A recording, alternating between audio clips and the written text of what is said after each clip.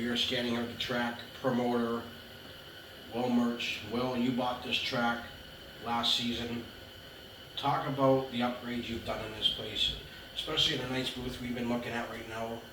But talk about the upcoming season and what's going to happen. Yes, sir. My father and I kind of started talking about it in April 2024 last year. The track came up for sale. We were kind of joking around about it, and it was one of those things that actually kind of seemed a good idea in the long run, and kind of snowballed into what it is today, leading us to buy it. The first season was definitely hard. It was a lot to learn. We weren't exactly sure what to expect. We knew we could handle the construction side of things and the upgrades, but so as buying the track and to what all that really detailed in the sense of what it to run weekly and overall to do on Saturday really was a big learning curve. But thankfully the first year was really good overall. And then this year, 2025, was a great year overall. We definitely still had some learning curves. It was an up or down year in the sense of, you can always improve kind of thing. But as far as the year overall going smooth and not being rained out too much, things like that, it was a great year. Now talk about how the 2025 season went. I didn't follow much at the Speedway, but we did hear good racing coming along. You did have some good special shows. Talk about like the crowds you guys got every weekend, the show that you guys got for car counts this year. Like, how did it go for this year? Yes, sir.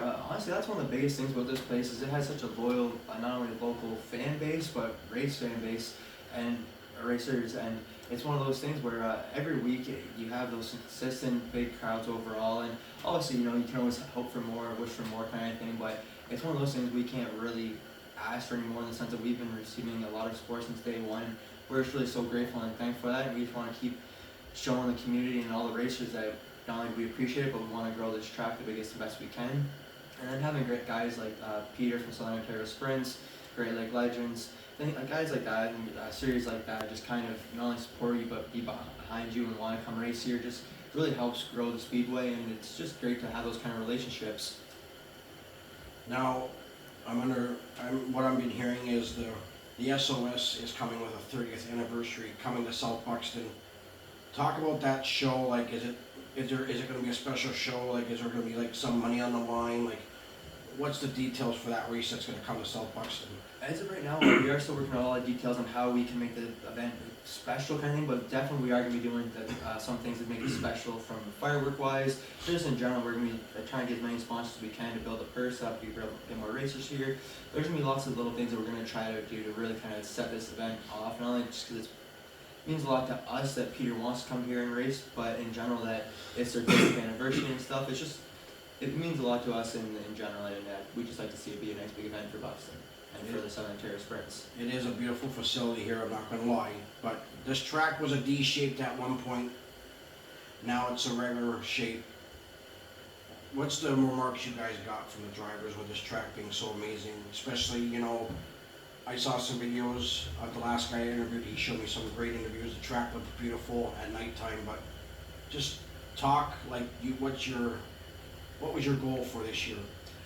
Honestly, that was one of the biggest struggles with this entire place was, we did all the drainage upgrades, parking lot upgrades, things like that, and all that was pretty easy in the sense of that stuff we know. But when it comes to keeping a track surface flat, and I dug trenches for 11 years straight, and it was a complete opposite in the sense of I've never had to run a grader till I got here. I'm used to running backhoes and excavators, that kind of equipment, and so it was a night and day difference. And it definitely took a long time to get the hang of it kind of thing. It really took all of 2024 season and a little bit of 2025 for sure. And I'm not going to say I have it down pat or anything like that because we're definitely still working on it. My father and I are always trying to figure out ways how we can make the track better, and we know we're going to be bringing more dirt into the Speedway just to kind of make it a little more, obviously, better for the cushion wise, for the banking, all that kind of stuff.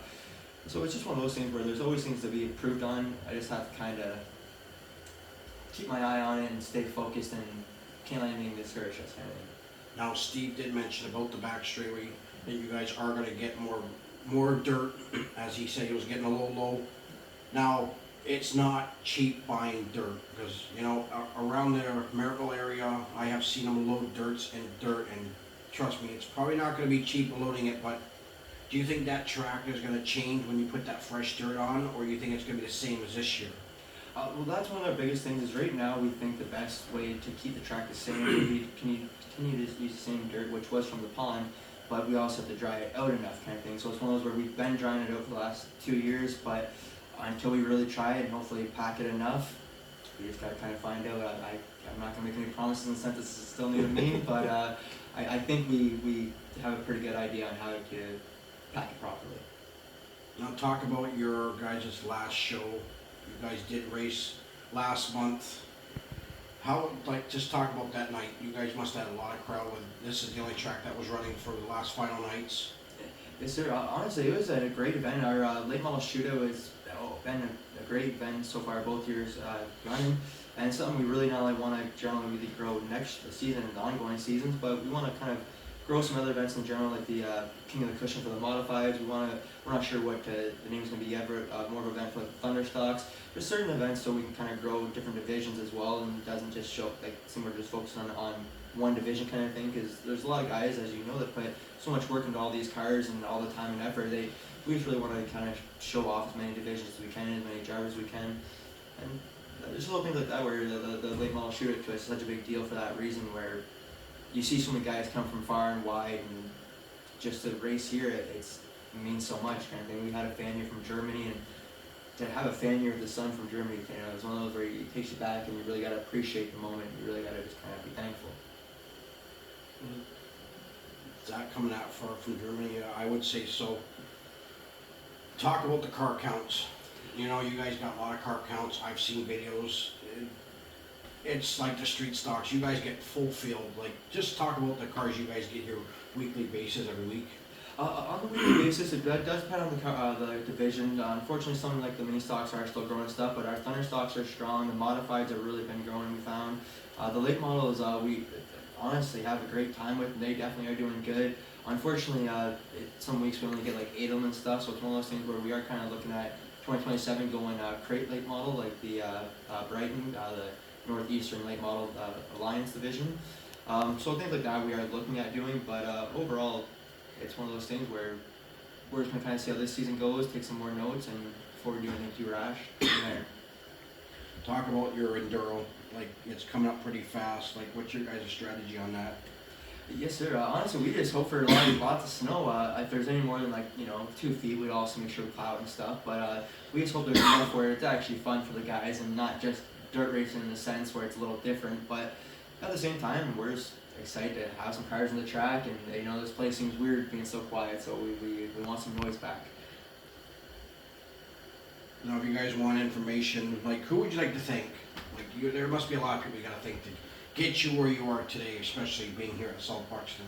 Oh, well, just in general, man. If it wasn't from my family, just me, my mom, my dad, Holly, Steve, Jerry, there's so many of us that put so much into this every week that go behind the scenes that no one ever sees, and there's times where this track last surface has almost broke me because it's so hard to figure out kind of thing, and having certain people there to actually just really lift you up was one of those things where you never realize how much you need people until certain situations like a rise kind of thing. So honestly, it's just from those guys to all the amazing sponsors that we have to just in general the partners that we have. It's one of those things we really just appreciate everyone's support, and we know we're new to the community, we know we're new to the dirt world, and just giving us that support and wanting to be behind us. We just want to do everything we can to work as hard as we can to show them that we're going to do everything we can to make this place the best. So if you guys want more information, you guys can get a hold Will Marche on Facebook or go on the website for more details for the Enduro, but we're going to wrap this interview up. It was good meeting you. Hopefully this track will come along great for the 26th season. I really appreciate you guys' time, honestly. I know you guys are a long way, and it means a lot.